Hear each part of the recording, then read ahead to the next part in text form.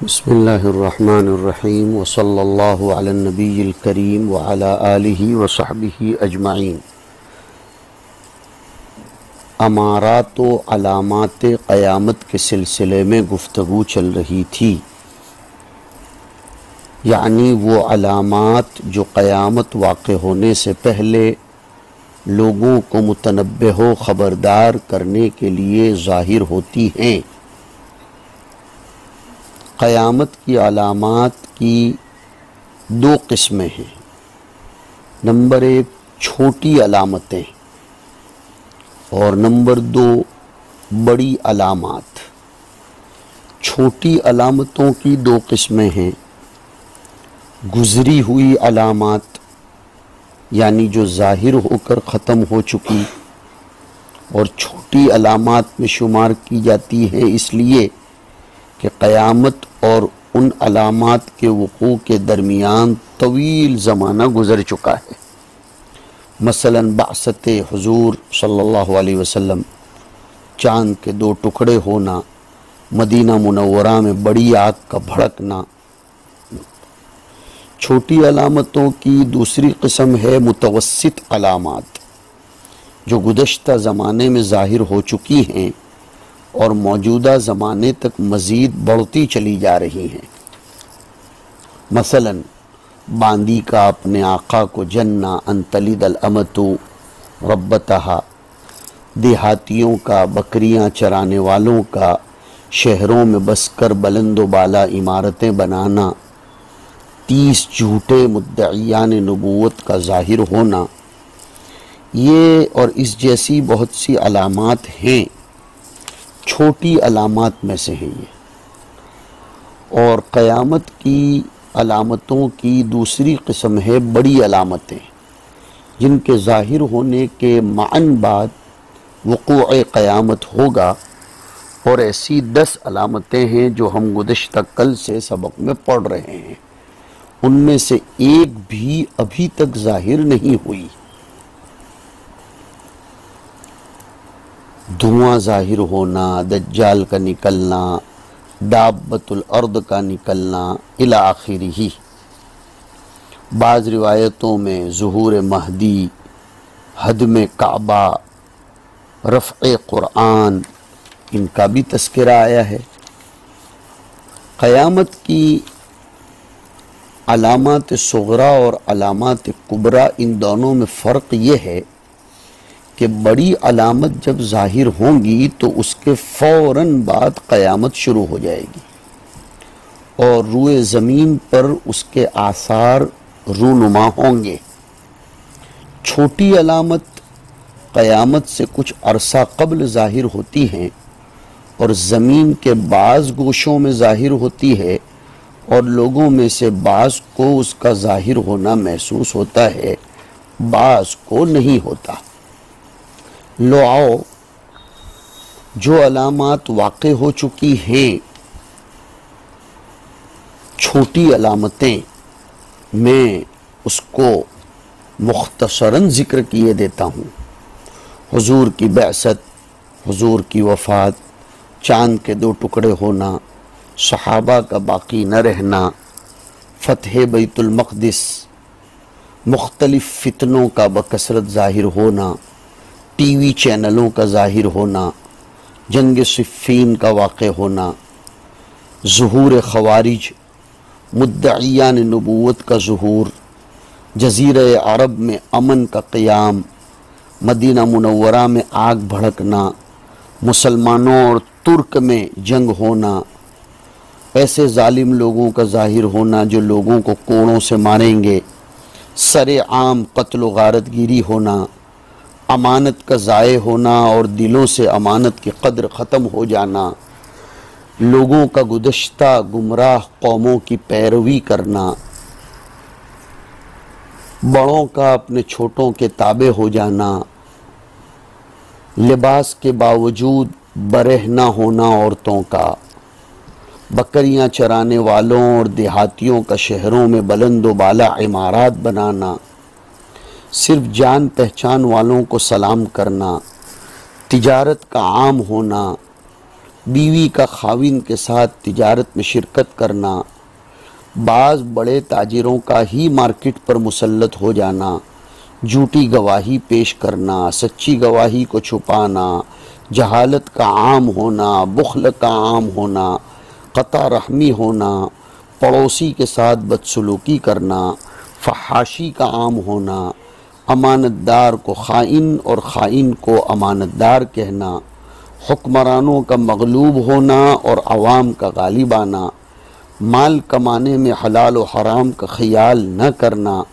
माल गनीमत को अपनी मिल्कियत समझ बैठना, अमानत को माल गनीमत समझना, ज़कात को ज़बरदस्ती बग़ैर खुशदिली के अदा करना, इल्म दीन को मखलूक की रज़ा के लिए हासिल करना, खाविन का बीवी की फरमाबरदारी और माँ की नाफरमानी करना, दोस्तों को करीब करना, वालिद को दूर करना, मसाजिद में आवाज़ें बुलंद करना, फासिक आदमी को लीडर बनाना, रज़ील आदमी को कौम का सरबराह बनाना और कुछ लोगों को उनके शर्र व ज़रर से बचने के लिए इकराम देना, ज़िना और शराब को हलाल समझना, मर्दों का रेशमी लिबास पहनना शुरू कर देना, गाने बजाने के आलात को जायज़ समझना, लोगों का मौत की तमन्ना करना, सुबह शाम मोमिन व काफिर हो जाना, मसाजिद को मुज़य्यन करके फ़ख्र व मुबाहात करना,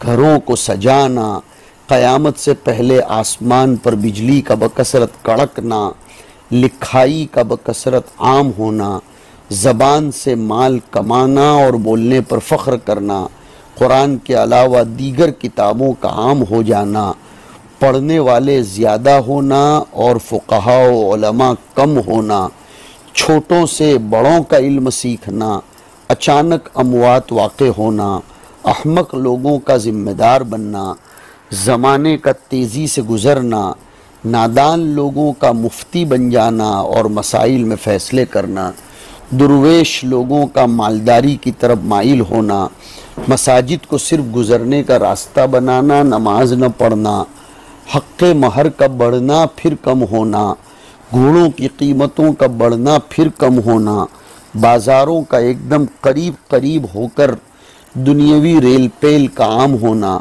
मगरिबी ममालिक का इस्लामी ममालिक पर गालिब होना, मस्जिदों में नमाज पढ़ाने के लिए एक दूसरे का तदाफ़ुअ करना और इमामत के लिए तैयार न होना, मोमिन के ख्वाब का अक्सर सच्चा होना, झूठ का बढ़ जाना, लोगों में नफ़रत का आम होना, ज़लज़लों का बकसरत वाक़े होना, लड़कियों और औरतों की कसरत होना और मर्दों की क़िल्लत होना, फहाशी का दौर दौरा होना, तिलावत पर उजरतें तलब करना, मोटापा बढ़ जाना, बग़ैर मांगे गवाही देना, नज़र मान कर पूरा न करना, ताकतवर लोगों का कमज़ोरों को दबाना, फ़ैसलों में खुदाई हुक्म को फरामोश करना, रूम का बकसरत हो जाना और अरबों का कम होना।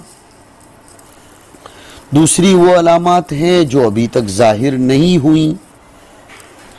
माल की कसरत की वजह से उसको बचाना दुश्वार हो जाए, मगर हम कहते हैं कि ये ज़ाहिर हो गई है। अब लोगों को समझ में ही नहीं आता कि बैंकों में रखा जाए या अपने पास उसको कैसे महफूज किया जाए। ज़मीन का अपने मदफून ख़जानों को उगल देना ये भी शुरू हो चुका है। पेट्रोल बहुत ज़्यादा निकलने लगा, सोना निकलने लगा, मुख्तलिफ़ किस्म के ऑयल्स निकलने लगे। चेहरों का बिगड़ जाना ये भी हमारे सामने है। कुछ लोगों ने अगरचे ये कहा है कि जो अभी तक लेकिन उनके ज़माने तक ज़ाहिर नहीं हुई थी, अब तो नज़र आ रही है। ज़मीन का धंसना बहुत सी जगहों पर, तोहमत को जायज़ करार देना ये भी हम देख रहे हैं। बारिश की कसरत से मकानों का गिरना और झोंपड़ियों का बाकी रहना ये भी नज़र आ रहा है। आसाम वगैरह में जो फ्लड आए, बिहार वगैरह में आप जानते हो, बारिश के बावजूद ज़मीन का सरसब्ज न होना हम देख रहे हैं, ये भी हो रहा है। कसरत से बारिश है, खेतियां जल रही हैं। अहले अरब में फितना फैलना नज़र आ रहा है। दरख्तों का मुसलमानों की नुसरत के लिए बोलना यह भी बाकी है। मुसलमानों की नुसरत के लिए पत्ते पत्थरों का बोलना ये बाकी है, मुसलमानों का यहूद से जंग लड़ना बाकी है, नहर फुरात से सोने का पहाड़ जाहिर होना बाकी है, और आदमी को इख्तियार दिया जाएगा कि वो बदकारी करे वरना उसे आजिज का लक़ब दिया जाएगा। ये हो रहा है, जबरन लोगों को बदकारी पर उभारा जा रहा है। अगर कोई आदमी अपने दीन की बुनियाद पर नहीं करता तो उसे खुश्क और आजिज कहा जाता है। इसी तरह जजीरे अरब का दोबारा सरसब्ज होना और नहरों का जारी होना अपने सामने है, अहलास का फितना फैलना सामने है, सर्रा और दुहैमा का फितना हमारे सामने है। एक सजदा पूरी दुनिया और जो कुछ उसमें है उसके बराबर होगा, ये भी नज़र आ रहा है। नमाज पढ़ने वाले बहुत कम हैं, चांद का फूलना बाकी है। मुसलमानों का इलाक़े शाम में रहना ज़्यादा बेहतर नज़र आएगा, ये अभी अनकरीब है। रूम और मुसलमानों में जंग अज़ीम होना अभी बाकी है। कुस्तुनतुनिया का फ़तह होना बाकी है। मीरास की तकसीम न करना अपने सामने है, उस पर खूब बोलने की ज़रूरत है। लोगों का माले गनीमत से नाखुश होना ये भी अपने सामने है। पुराने असलहा और सवारियों पर लौट आना, देखो लोग साइकिल चलाने लगे, ऊँट चलाने लगे और पुराने असलहा तीरंदाजी पत्थरबाजी पर आ गए, ये अलामत जाहिर हो चुकी। बैतुल मक़दिस का तामीर होने वाला है। मदीना मुनव्वरा की आबादी ख़त्म होकर वीरान होना, इस पर मैं बोल चुका हूँ। मदीना मुनव्वरा लोगों को ऐसे निकाल दे जैसे कि आग लोहे के मैल को दूर कर देती है। हम देख रहे हैं पहाड़ों को अपनी जगह से ख़त्म करना, ये भी एक अलामत है। देखो पहाड़ तोड़े जा रहे हैं, बड़े बड़े बम फोड़ फोड़ कर पहाड़ तोड़े जा रहे हैं और बड़े बड़े मशीनों से तोड़े जा रहे हैं। इसी तरीके से और भी बहुत सी अलामतें हैं जो हमारे सामने हैं, मगर मैंने ये छोटी अलामतें आपके सामने ज़िक्र की। बड़ी अलामतों में हमने कल ज़िक्र किया था दुखान, दाब्बा वग़ैरह। हुजूर सल्लल्लाहु अलैहि वसल्लम ने क़यामत की अलामतों में से दाब्बतुल अर्द का भी तज़किरा फरमाया है। सफ़ा मरवा के दरमियान से निकलेगा। मैंने इस सिलसिले में आपको समझाया कि उसके निकलने का क्या अंदाज़ होगा और कैसे और उसके साथ क्या लेकर निकलेगा। जस्सासा नाम का भी एक दाब्बा हमें मिलता है हदीसों में। जस्सासा वो दज्जाल के लिए खबरों का तजस्सुस करेगा, इसलिए उसको जस्सासा कहते हैं। जस्सासा को इम्रअतुन भी कहा गया है। तमीमदारी कहते हैं कि फ़ईदा अन बि इम्रअतिन तजुर्रु शअरहा क़ाल मा अंती क़ालत अनल जस्सासतु। फातिमा बिनते कैस की हदीस में जस्सासा पर दाब्बा का इतलाक़ किया गया कि क़ाल तमीमुद्दारी फ़दख़लनल जज़ीरत फ़लक़ियतना दाब्बतुन अहलबु ऐ कसीरतुश्शअरी फ़क़ालत अनल जस्सासा। अब जस्सासा इम्रआ होगा या दाब्बा, उसका जवाब ये है कि दज्जाल के लिए अतराफ़ो जवानिब से ख़बर लाने वाले दो जासूस थे, एक दाब्बा और दूसरा इम्रआ। जासूस को कभी दाब्बतुन कहा और कभी इम्रअतुन। या बहुत अच्छा जवाब ये दिया जा सकता है कि लुग़वी एतबार से दाब्बा हर उस हैवान को कहते हैं जो ज़मीन पर चलने वाला हो, मर्द हो या औरत, जानवर हो। दाब्बा का लुग़वी माने के एतबार से इम्रअतुन पर भी इतलाक़ होता है। वमा मिन दाब्बतिन फिल अर्दि वला ताइरिन यतीरु बिजनाहिही, तो दाब्बतुन को ताइरुन के मुकाबले में पेश किया है कुरान करीम ने।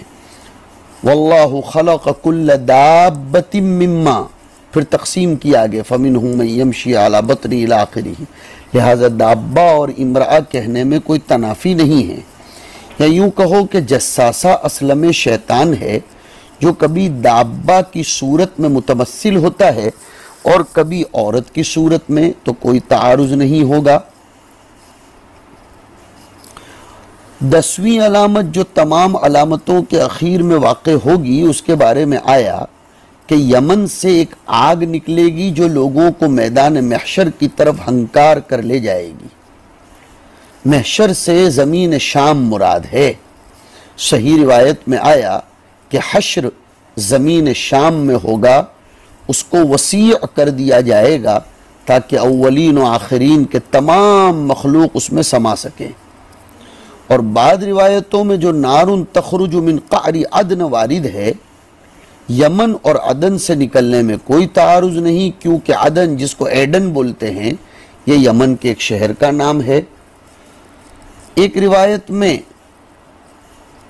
रीहुन तुल्क़िन्नास फिल बहरी, मुस्लिम शरीफ में आया, नार के बजाय रीह का तस्किरा आया। अब 10वीं अलामत नार है या री है, उसमें तारुज नजर आ रहा है।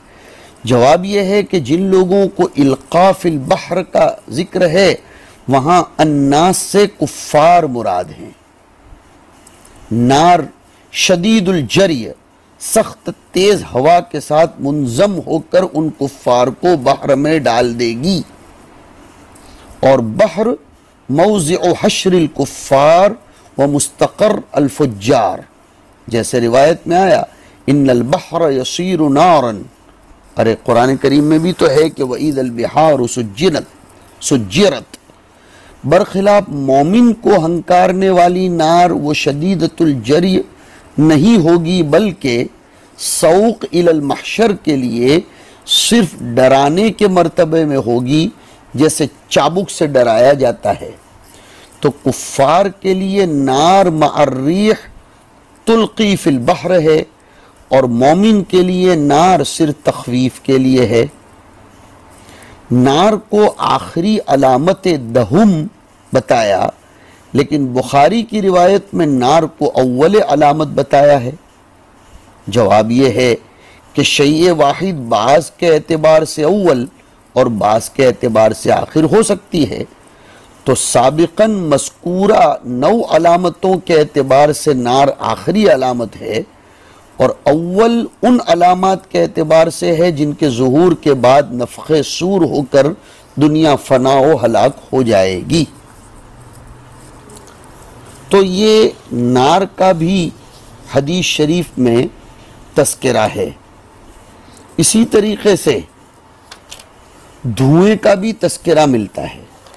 धुआं चलेगा, धुआं निकलेगा। जैसे दुखान के बाब में मैंने आपको हज़रत हुज़ैफ़ा रदी अल्लाह ताला अन्हु और हज़रत अब्दुल्लाह इब्न मसूद रदी अल्लाह ताला अन्हु के दरमियान का इख्तिलाफ आपको ज़िक्र किया। ये धुएं के बाब में भी मुस्तकिल तफासील आई है। ज़मीन धंसने और क़हत के मुताल्लिक़ जैसे आया, वैसे धुएं के बाब में भी आया। अब कुरान करीम की आयत के बाब में तो मैं बारहा बतला चुका। या तो इस धुएं से मुराद कुरैश की शदीद भूख व इफलास के वक्त जो पेश आया था क़हत, वो जब उन्होंने हुजूर की तकज़ीब की थी, हुजूर ने उन पर बद्दुआ फरमाई थी। तफसीर तबरी वाले यही मानते हैं। हज़रत मसरूक़ इब्न अजदा फरमाते हैं रदी अल्लाह अन्हु कि अब्दुल्लाह इब्न मसूद फरमाने लगे कि ये धुआं तब आएगा जब क़यामत कायम होगी, कुफ्फार की सांसों को ले चलेगा और मोमिनों पर ज़ुकाम की कैफियत हो जाएगी। अब्दुल्लाह इब्न मसूद शदीद गुस्से हुए, फरमाने लगे लोगो अल्लाह से डरो, अगर किसी को किसी बात का पता चला तो वो वही बात कहे जिसे उसका इल्म हो, जिसको इल्म न हो तो वो वल्लाहु आलम कह दिया करे, क्योंकि जो खबर नहीं जानता तो वो अल्लाहु आलम कह दे, उसके लिए बेहतर यही होगा।